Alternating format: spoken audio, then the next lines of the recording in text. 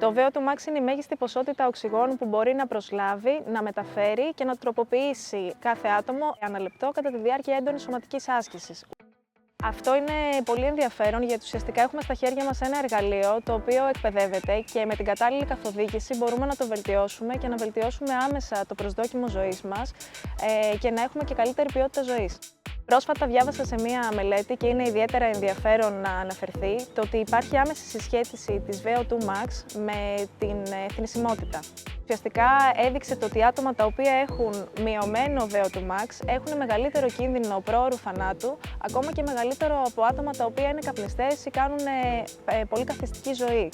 Το πρώτο βήμα για να βελτιώσουμε την VO2 max είναι ουσιαστικά να πραγματοποιηθεί μια μέτρηση. Η μέτρηση μας βοηθάει να βάλουμε στόχους. Οπότε θα ήταν καλό από αύριο ο καθένας να δει σε τι επίπεδο βρίσκεται και να βάλει στόχους ώστε να βελτιώσει κάτι το οποίο είναι πάρα πολύ σημαντικό για τη ζωή του και την υγεία του.